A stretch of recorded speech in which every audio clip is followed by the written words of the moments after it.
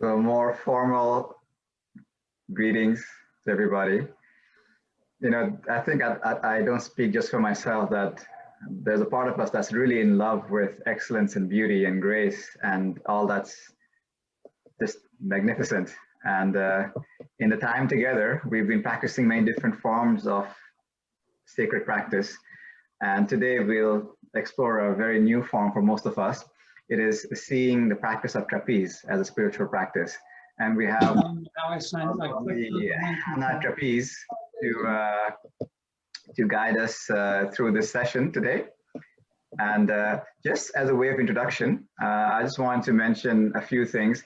I mean, when I say Hannah is an elite swing trapeze artist, it really is the definition of that. She has performed in 5 continents.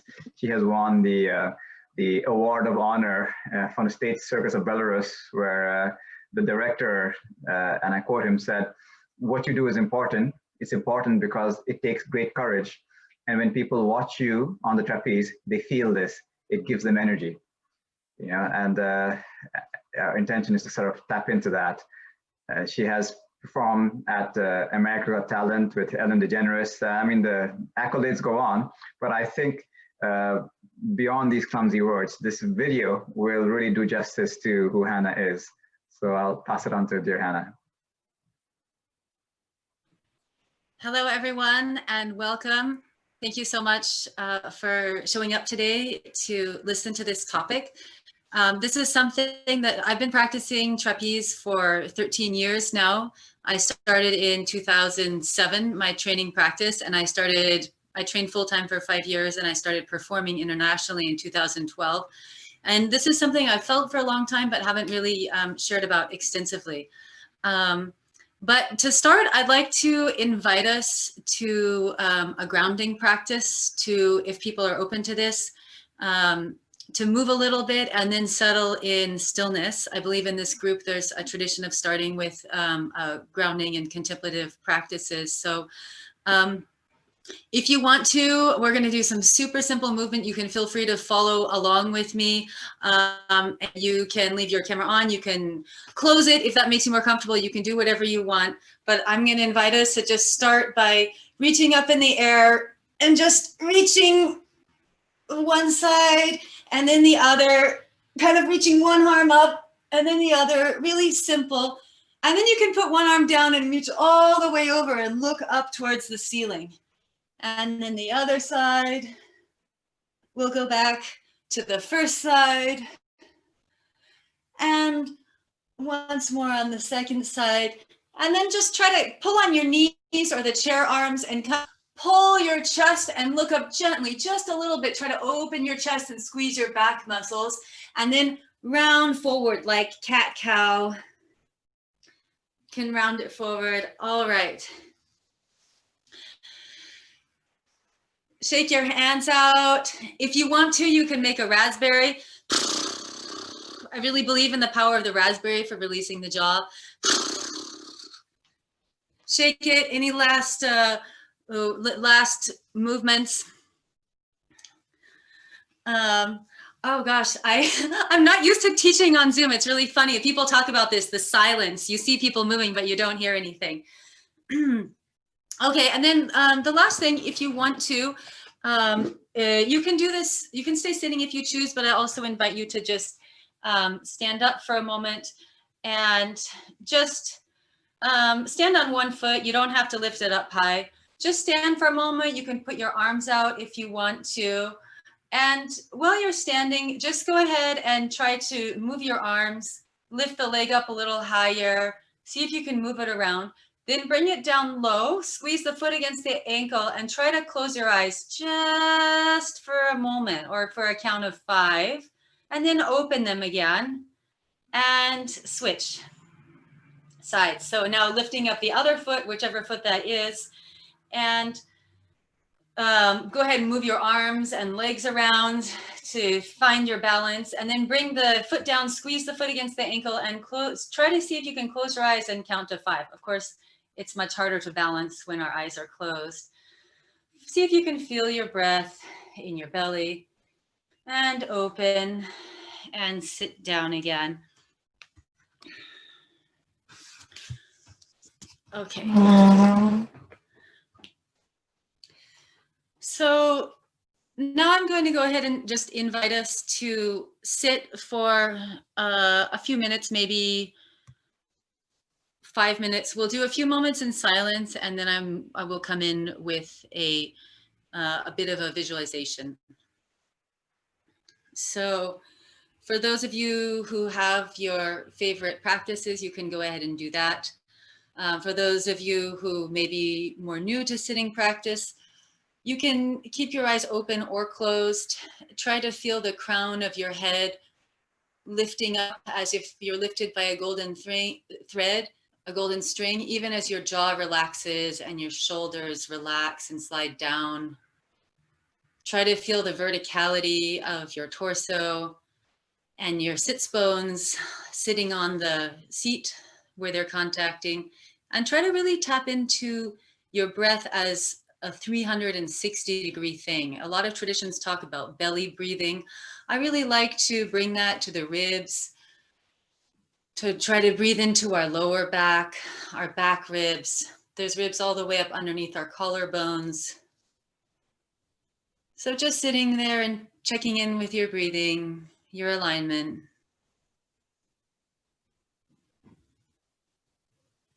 And any other practices you want to do.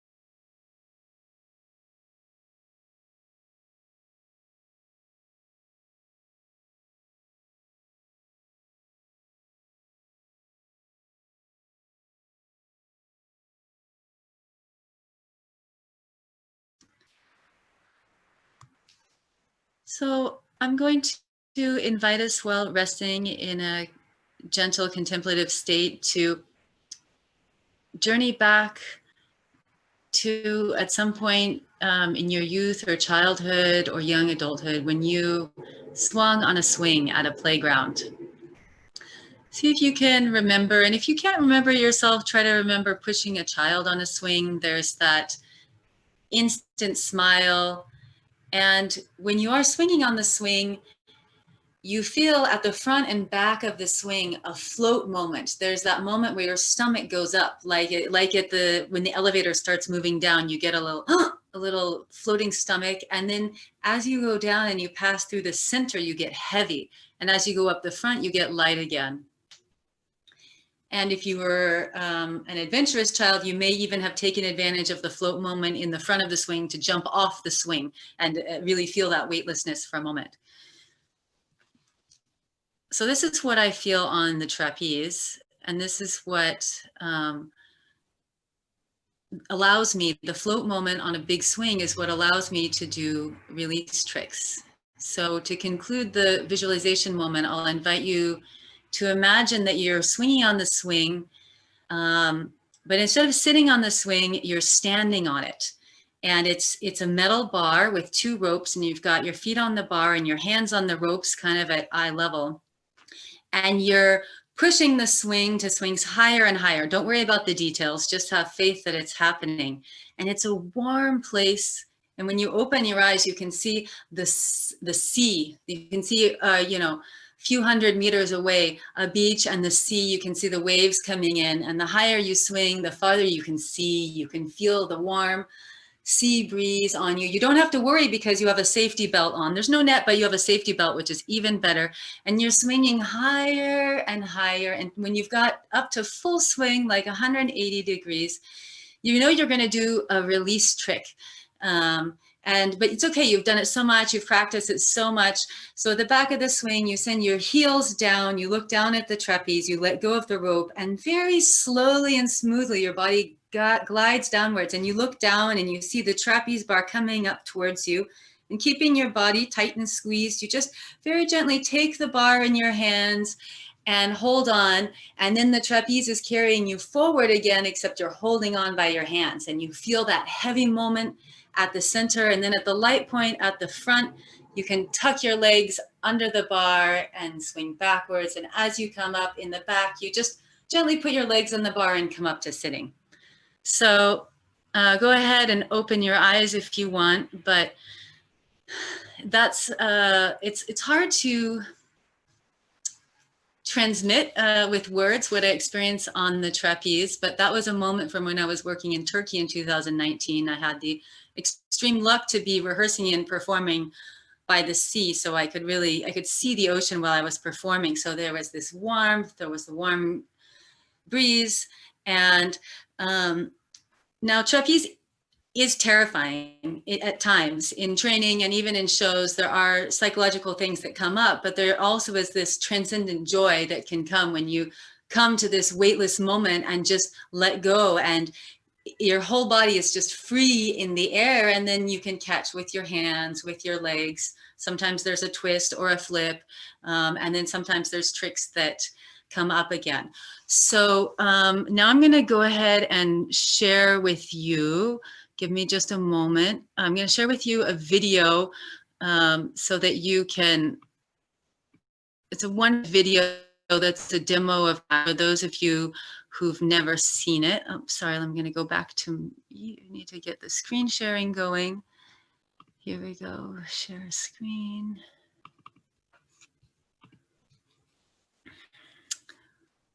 All right, can you guys see the screen? I trust that somebody will tell me if they can't.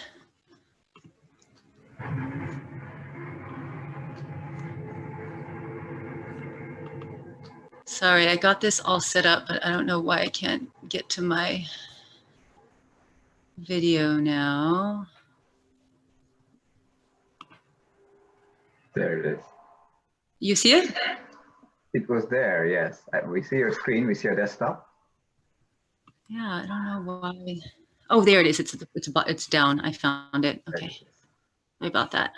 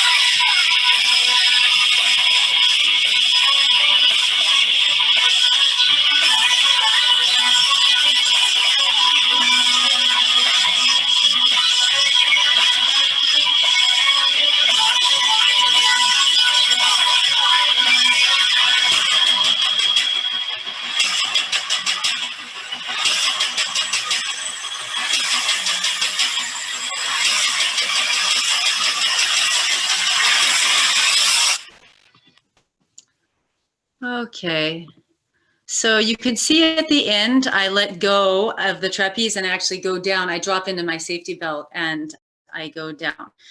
If you guys have any questions, you can write them in the chat. Otherwise, I'm going to just follow my program, my little program here. So Vasca asked me to talk about trapeze as a spiritual trapeze. Trapeze as a spiritual discipline. And I found myself really with the need to justify this, like what is a spiritual discipline? And so some of the answers I came up with, let me come back to the screen sharing. So I'll just share this with you Something for me, what makes a spiritual discipline? There's an attitude of spiritual importance and relevance. There's regularity of practice, something you do on a frequent basis. There's mindfulness in the practice. The practice is useful for oneself, for psychological, physical, energetic catharsis or cleansing and rejuvenation. One often feels better after practicing. One receives guidance from experts in addition to doing one's own personal research and applying wisdom from related fields. One brings one's best to the practice, and there is a sangha. And one can make one's own sangha, even a few friends within a secular community. So for example, the larger trapeze community is pretty secular, but within the trapeze community, I have a few closer friends that are spiritual like me, and we and also do circus, and we can share together about this. So that is something that helps me.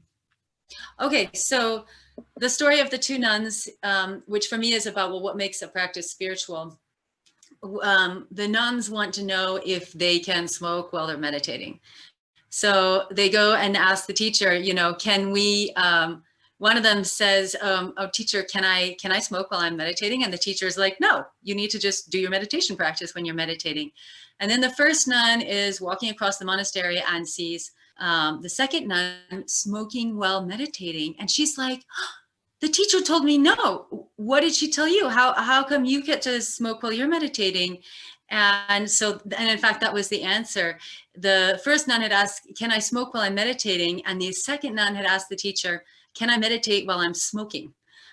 So the idea is, well, if you commit to a certain practice, you need to just do that practice. But there's also this idea that anything that we decide is a spiritual practice, we can bring that spiritual attitude to that practice, and we can make it a spiritual practice. So that's the other thing that for me has made my practice, my trapeze practice a spiritual practice, is that I get all this catharsis from it and personal development work. And I do feel it helps me in my spiritual development, also because I'm working a lot with fear. That's a question that people ask me a lot, you know, aren't you scared on the trapeze? And certainly there was a certain amount of fear in the beginning of training, and this can come up at any point, because obviously you're, even if you know intellectually that you're safe because you're in a safety belt and a line, you're telling your body, okay, let's let go of the trapeze, you know, 10 meters in the air and be totally airborne, and then catch it again. And your body is like, what are you doing? That is a really bad idea. You don't want to let go. You should hang on. So there's this kind of constant interplay between the animal body and the rational mind. The rational mind is like, I'm safe, I'm in a safety line. And the animal body is like, what the hell are you doing? So you have to really use your reason to rule over your animal body and be like, you're fine, it's safe. We're in a safety belt. We're going to just let go and do the trick. But once stepping past that fear and into, and of course, with practice, everything becomes easier.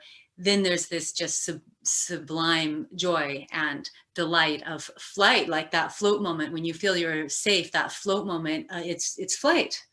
I remember I was in my early training, I was in I would have to go way out east in Montreal into this industrial area and this industrial building that smelled like chemicals. And my Russian coach it was like going into Hogwarts through Diagon Alley. There was like this like ratty entrance, and then you would get inside. It was still ratty, but it was like all these elite circus artists training. And I would be swinging, and all around the studio was like just curtains of tarps.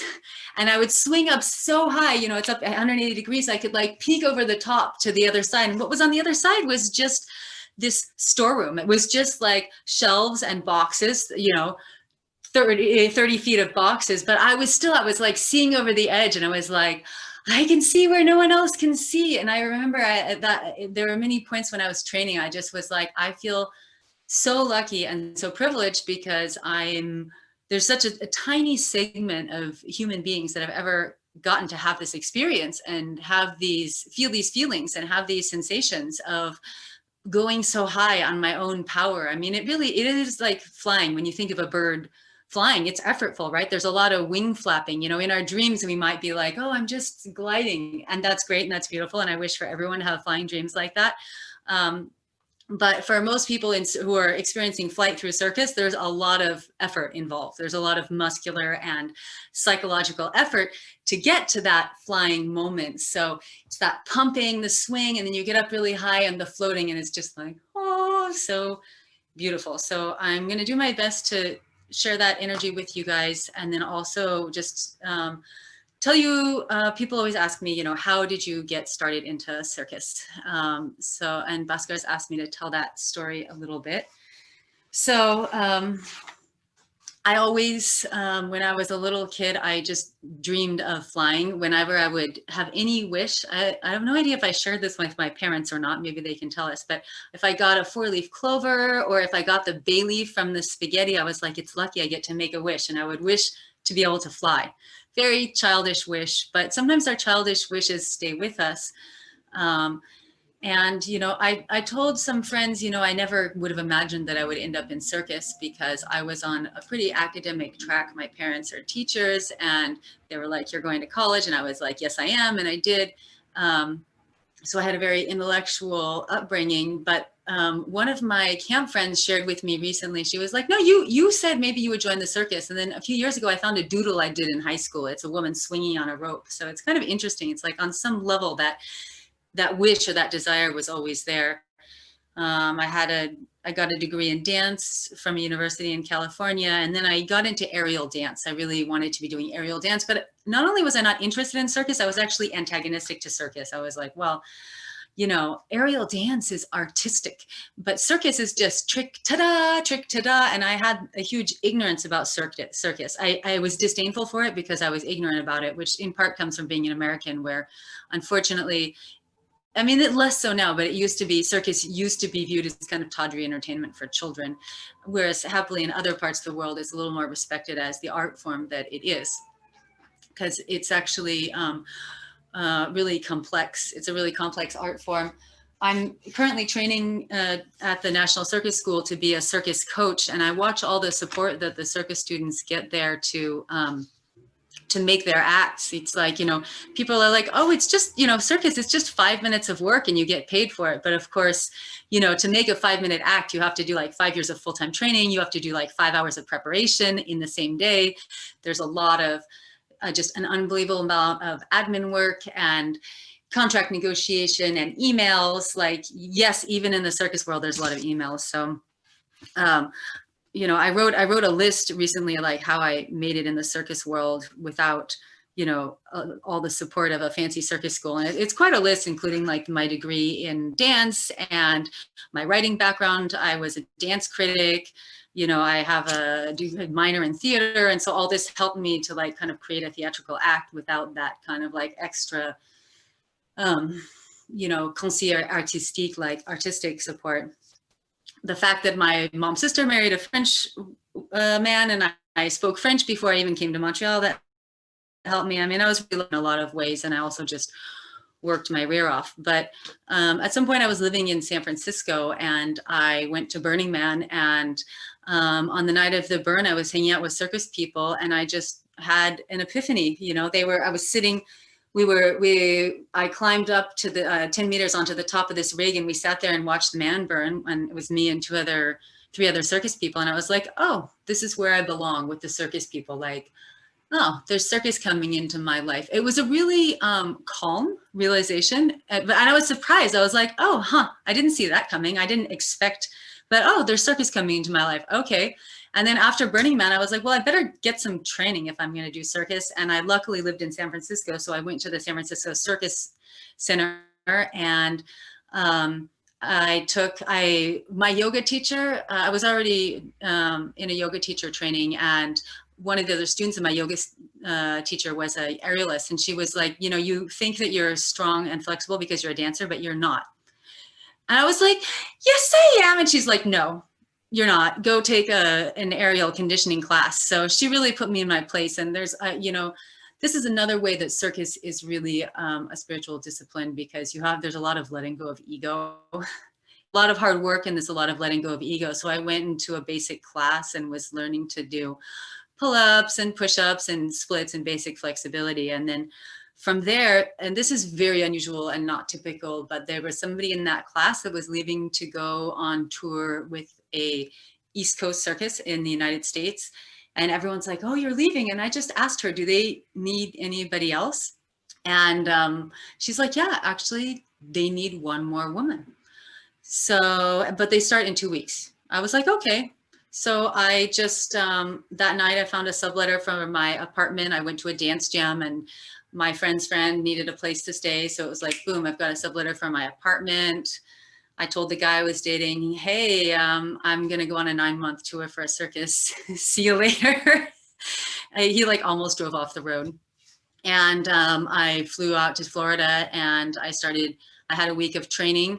They were like, yeah, you're gonna do an aerial ladder act. I'm like, I don't understand how there's any circus act that I could learn in a week and do, because I understood by then that it's like, it's hard, you can't do that. But basically I was hired as an aerial showgirl, like a really entry-level job. So there was somebody doing swinging trapeze in the middle and there were 8 showgirls all around, and we climbed up these ladders and we stood on the ladder and like put our wrist through a wrist loop and did pretty poses and put our ankle through the loop and hung by our ankle and did splits on the ladder. And all you needed was a lack of fear of heights and pain tolerance, because we all had blue and swollen ankles for the first week while we got used to it. But so that was a really, I mean, that was like circus boot camp, 15 shows a week, no days off. We only got a day off if we traveled more than 500 miles, which is like 800 kilometers. And that only happened once in the tour, I think. So I did 400 and something shows in 36 weeks and didn't miss a show. It was really hard, but it was really good. And I was like, okay, if I've done this, I can do anything. But I think I realized early on in the tour, you know, I was in pain, I was dehydrated, and I was like, I can't just only do this. I'm not going to make it. So I was like, I have to run, I have to do yoga. So I would go jogging. We would, you know, the tent would set up somewhere and I would go jogging off in the forest, and I would find a place in the forest and do my qigong, and I would sit for a while and then I'd run back and do my yoga. And so I think often, you know, I started late into circus. I won't talk specifics about age because that's a secret. But I think one of the reasons that I've been able so far to, you know, knock on wood, to have longevity is the fact that I was already doing yoga and qigong and working as a massage therapist before I started into circus. And so that really sustained me, like having a good relationship with my body. There were a lot of injuries I was able to, you know, small injuries I was able to kind of nip in the bud and take care of. All right, so then I went to circus school for 5 years, 3 years in San Francisco. I moved to Montreal, trained with a Russian coach, and eventually got trapeze contracts through friends and started touring in different places around the world. Just gonna check on the time here.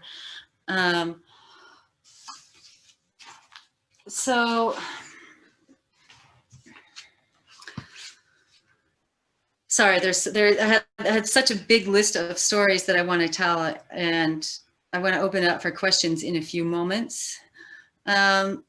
So what's spiritual about trapeze for me? I think just throughout the whole time I've been training, there were times when I, you know, was just terrified on the trapeze, and I would think of all the people in San Francisco who were supporting me, and that would give me the courage. It was, you know, I couldn't do it for myself, but when I would think of other people, then I could have the courage to do it. So that was one way that it was a spiritual practice. Or also the energy of the person working with me. I'm always working with a langer, somebody holding my safety line, and obviously the relationship with that person is really good. There has to be like a good energy flow. If I don't feel safe, I was working one time in China and the guy was so afraid. He didn't say anything, but I couldn't do anything on the trapeze. Finally, he was like, I think you should come down. I'm so scared for you. I'm dripping in sweat. And I was like, oh, no wonder I can't do anything. So he's like, you need to ask somebody else. So I was like, I knew immediately who I was going to ask it. So I asked the horse guy, and he was like, yeah, no problem. And he was relaxed. We trained together once and I did the show, and not all my tricks, just some of them. But it was amazing to me because this guy who was holding my line, he was a duo straps porter. He was flying around crazy high with his wife with no safety, but he was used to that. Everything that we do is a question of what we're used to, which is basically how circus people do incredible things. They just get used to it. They start small and they build their progression of what they get used to. But he wasn't used to holding my safety line, and so he was scared, and I could feel it through the rope, and I couldn't do anything. And as soon as somebody who was more relaxed got on the line, then I could do almost everything instantly, because I could feel that the person holding me was at ease. So there's a lot that passes in circus through the non-dit, through the unsaid, which is also how people communicate with the audience. So a big part, you know, I was working as a healer, like a massage therapist, before I got into circus, and it became interesting for me in my performance practice to be like, well, okay, I want to share this. You know, I believe that the social function of circus is to give people visceral inspiration on by, you know, when you see somebody doing something that you thought was impossible or almost impossible, it's different. When you see it on video, you're like, oh, that's cool. But when you see it in real life, in person, you get an energy from that. And so there's a sense of visceral inspiration that hopefully people can take into their lives. So, you know, my goal when I'm performing is to be in a certain state, you know, not just of joy and enjoyment, but something like even beyond that, and transmit that to people.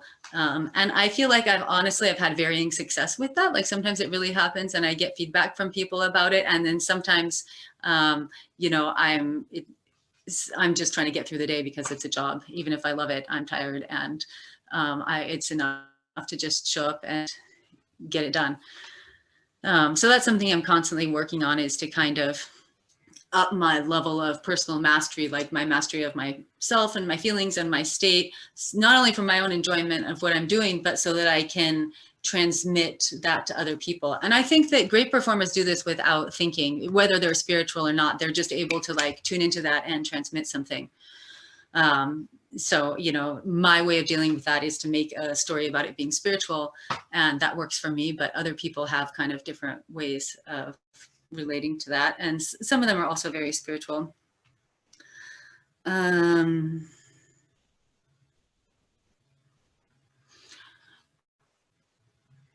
you have any questions, Bhaskar, or is there anything that we talked about in our meeting that I haven't touched upon?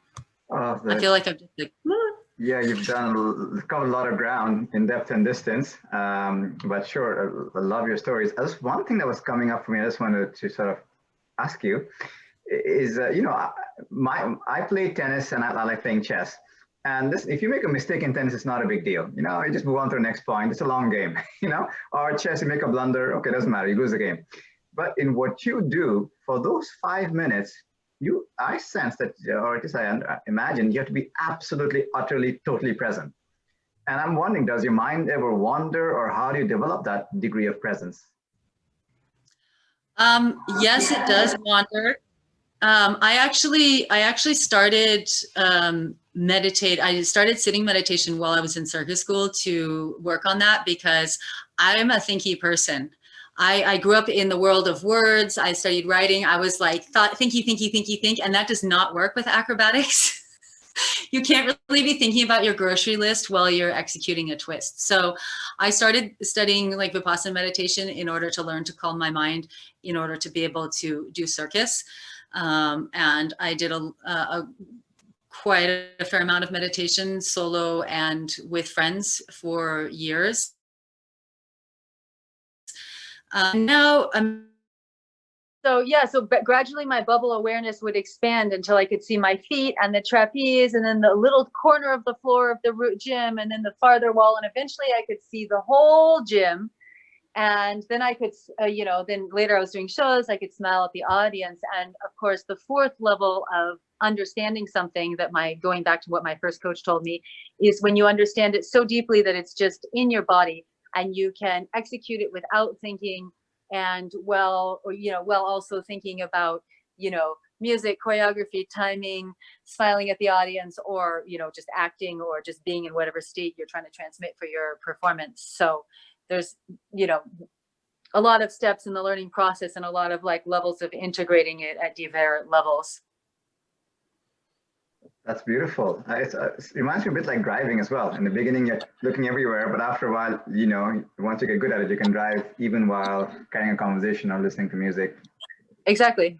Mel had a great question. Mel, do you want to go with that? Sure. No, I was just wondering, like, how does like a fear of heights play into like being able to do the trapezing? Like if you're somebody who, because I think I have a mild form of a fear of heights, and I can't see myself doing this. Is it a mind over matter? So I personally am not afraid of heights. I was a tree climber as a child. I love being up high. When I'm up high, I feel calm and happy. But I have seen a number of people that came through my Circus training center in San Francisco who started training flying trapeze specifically to confront and overcome their fear of heights. So there are people that use circus arts as a psychological or spiritual practice to confront those fears and move past them with success, as far as I know. The good thing about flying trapeze is that as it's taught commercially, you could go to, once the pandemic's over, you could go in Montreal. I don't know if you're in Montreal. You could go to Chateau de Cirque and pay $50 for a drop-in class, or it's less expensive if you sign up for a series. They put you in a safety belt. They teach you how to do things. They let you try on the trapeze down low.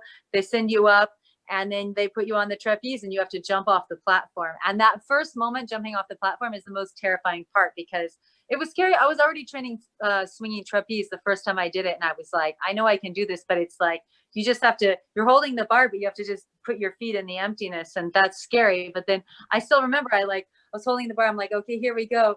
I was already training swinging, but it was scary still. But then as soon as I was hanging by the bar, I was just like, and you see that a lot. People are terrified, but they're like, ah, it's so fun. So the fun helps you get over it.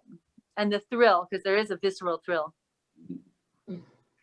What Mel's mentioning, and she knows I've done a couple of things where I've jumped out of a plane or taken a bungee jumping and various things. And she's asked me why, but what you just said kind of reminded me of me growing up and climbing up trees, or we called them BMX. It would be like you taking a bicycle and you build a ramp or a jump.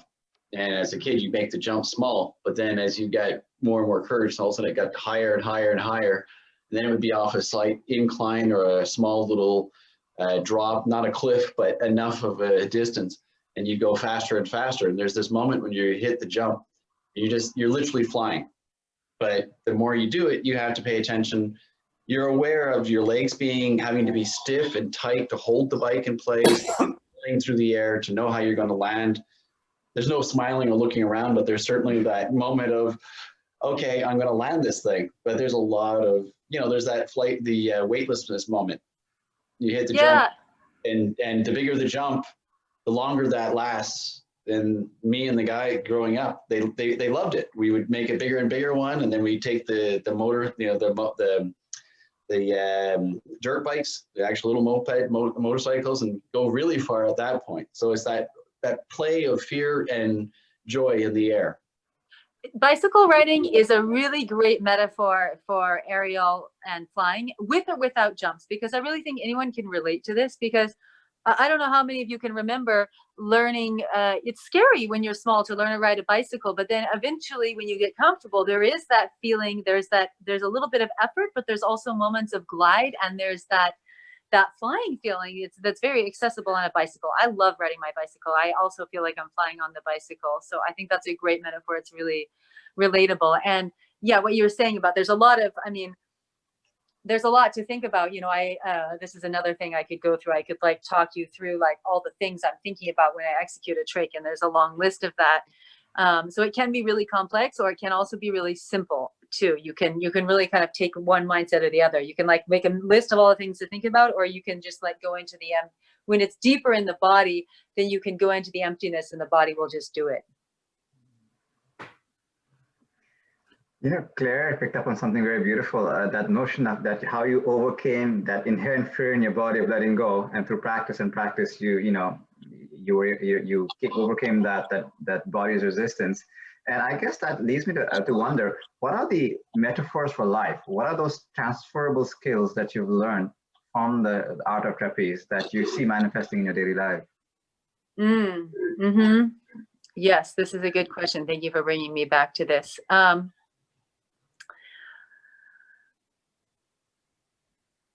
There's the ability to put aside whatever's up for you and focus on whatever's at hand, you knowing that you can come back to it later. So I'm not talking about just like denying things and putting them in a box permanently, but like, okay, I'm going to put that aside and focus now on what I need to deal with. I love Circus takes everything about life and makes it into a physical metaphor. There's a lot about trusting yourself and trusting other people on your team, you know, trusting the riggers that are helping you do your stuff. But and also, you know, I trust the riggers, but I also check after them. I always verify my own equipment. Trusting the people who are holding your safety line, choosing being discerning. I mean, there's a balance, trust and discerning. Like, yeah, it's good. You need a certain amount of trust, but you also need to be discerning about who you go work for, who you let hold your safety line, you know, who you collaborate with. There's, you know, I've had to be reminded a lot. It's like remembering the joy, which I think is a really, really important for us in North America, probably less so in Canada than the United States, where the United States is really still in the Protestant work ethic of like, you have to be productive to be worthwhile. And if you're not producing, then you don't have worth as a person. But, you know, I many times in my career, I've like get so like wrapped up in my stress or my like, whatever my stuff is at the moment. And then somebody, you know, some older person will be like, remember to have fun. And I'm like, oh yeah, trapeze is fun. I forgot, like, I get so stressed. I actually forgot that trapeze is fun. Like when it sounds ridiculous when you talk about it, but I mean, at some level it is a job, and any job you like, even if it's a great job, you don't want to show up every day. Some days you're like, oh God, I don't want to. So, you know, I hurt or I'm scared or I have stuff going on in my life, but remembering that it's fun. I mean, I think that can really be brought into life in general too, even if it's not, you know, something that's fun, like training. Oh, are you guys still there? So even, you know, yeah, performing is fun, but training is not always fun. The Chinese master where we used to train would say, training is bitter, but the fruits are sweet. You know, and I was like, okay, great. I'm not afraid of bitter. I like, you know, I like my green vegetables. Chocolate is bitter. Coffee is bitter. Like bitter is good for us, but some people are afraid of bitter. But even within the grind, even within the grind of everyday life and the everyday challenges and difficulties, we can find moments of fun, of interaction with others. We can find the float moments in our own life. Like, what are the float moments in your life? Like, yeah, you might be pushing the swing. You have grind moments. You have terrifying moments. You have just psychologically difficult moments, but there's always going to be a float moment somewhere in our own life where you have a moment of levity, of lightness in an interaction with another person. You walk through a park, you have a nature moment, you see a good film or have experienced story or have a good spiritual practice, whatever it is for you. I guess maybe that could be one thing I could give to you in a takeaway, is to like look for the float moments in your own life. What are those moments where you're like, ah. I love that. Look for the float moments. Let's dive into a legacy kind of question, there, Hannah. If you had like a message, you know, that you learned from the trapeze about life that you just want people to know, what would that be? Say someone very dear to you asked you, you know, what for a life mantra, what would you say? A life mantra from trapeze? Yeah, something that you go, you know, this is what trapeze taught me. This is like, you know, the wisdom I've gained through this practice.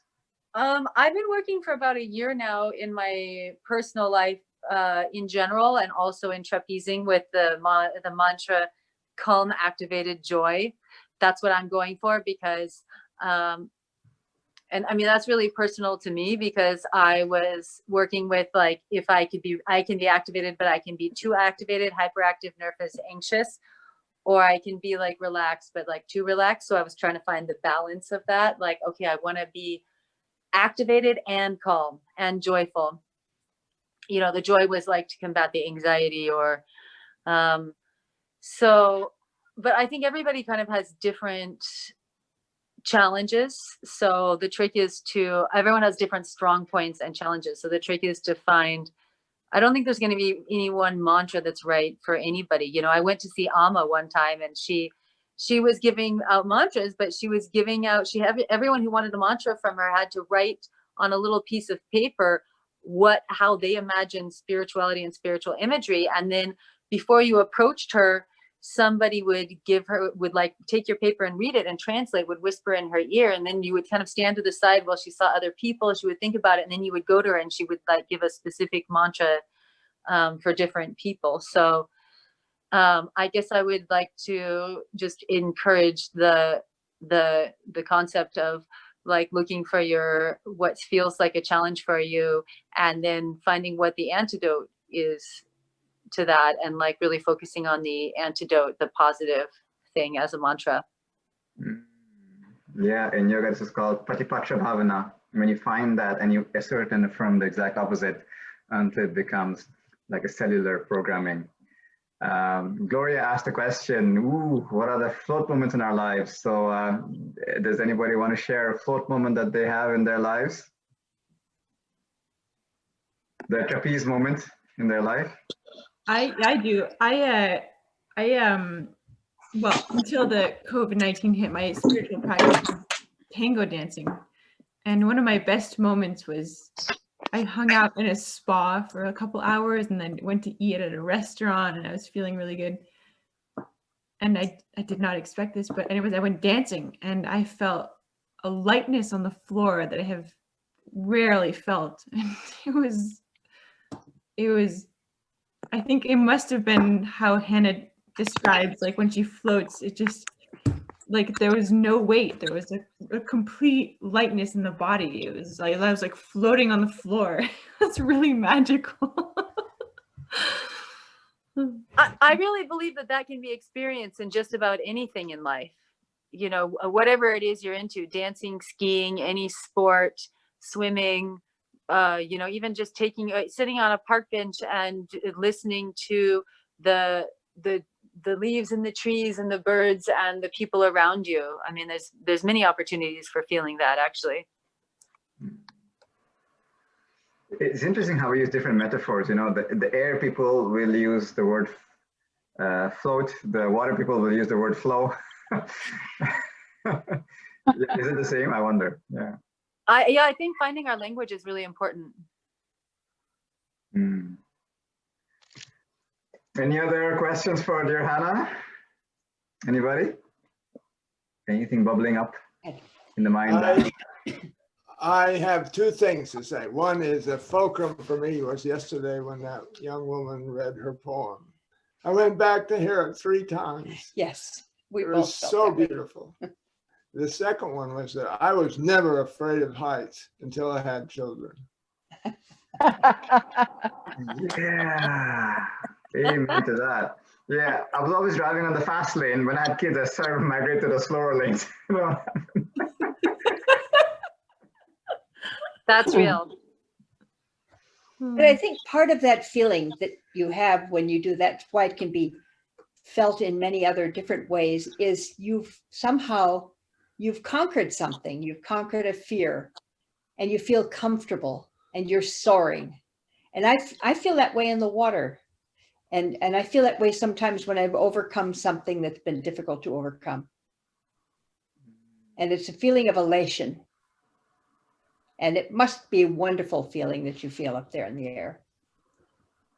Not only physical, but mental. Absolutely, it absolutely is. Yeah, I'll share one more story that I think is really just relevant to everyday life.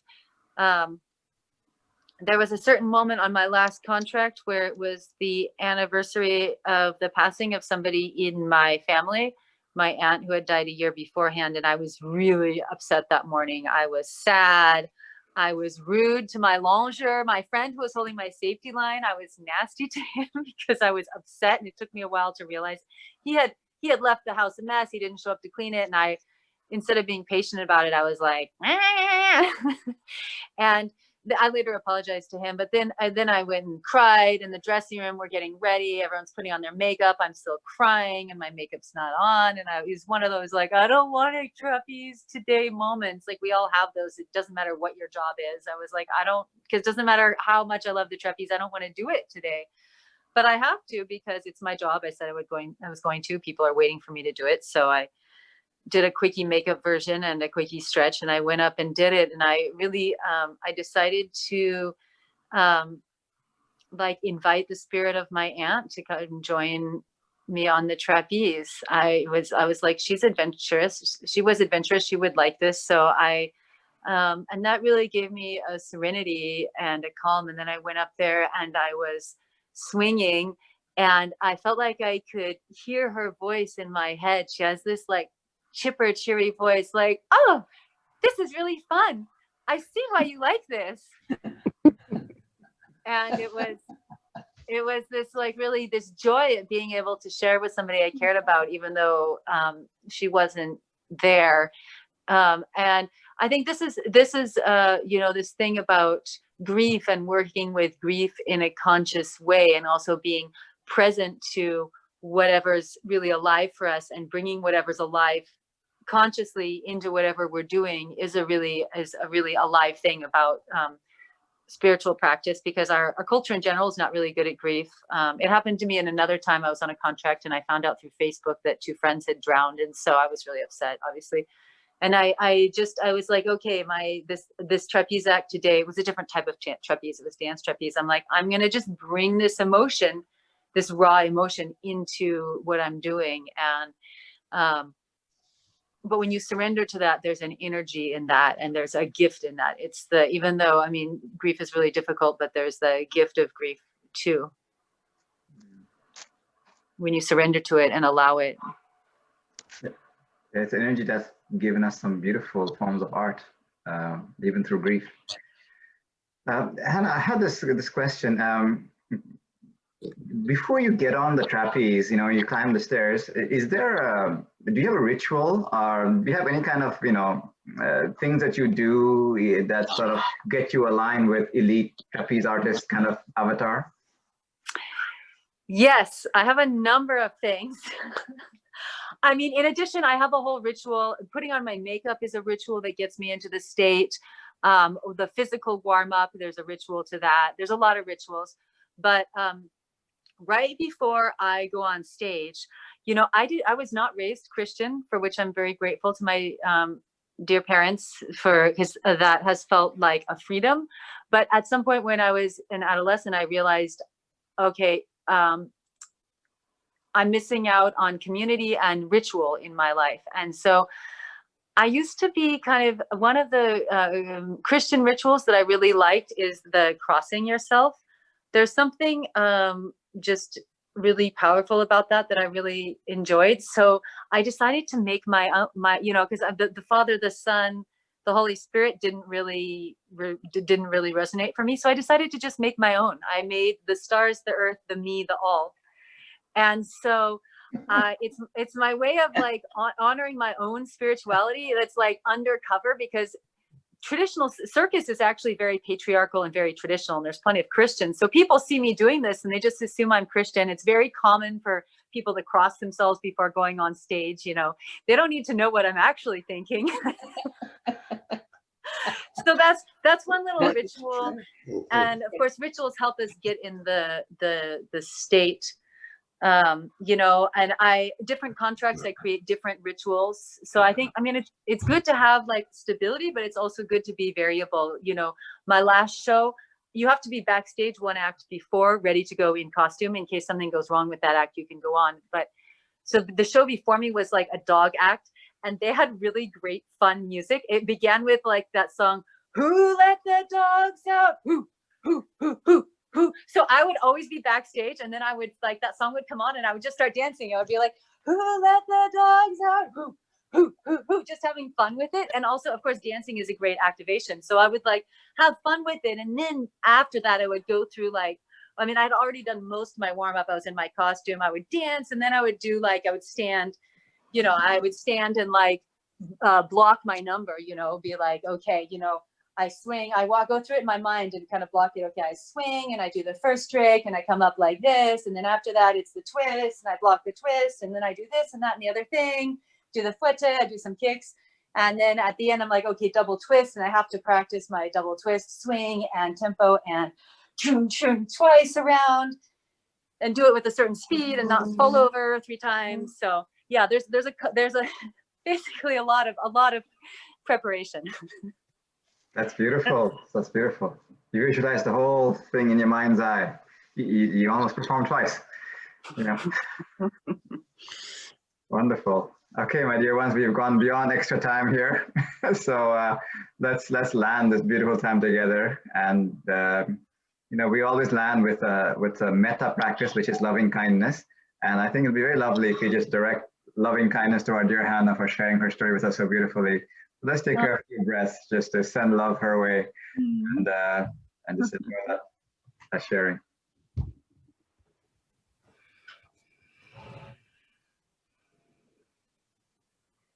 And may all these stories and experiences that Hannah has shared with us inspire us, and may this inspiration directly or indirectly benefit all living beings. May peace prevail on this beautiful earth. Namaste. Thank you all for being here. Thank you again, Hannah. Thank you, everyone. Before you guys go, I'm just going to put in the chat box here for a to be continued Hannah story. I've just put in, oh, 1 second, I missed it. Give me a second here. So here's the contact of Hannah. So if you want to find Hannah's on Instagram and Facebook and Vimeo, there's her handle, I believe they call it.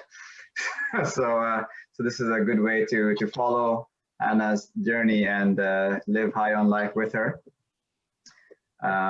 We have also, hasn't been confirmed yet, but next week we'll have this wonderful international life coach, Antoine, speaking about potentially about the power of journaling and how it's transformed his life and how he journals and all he's learned through that process.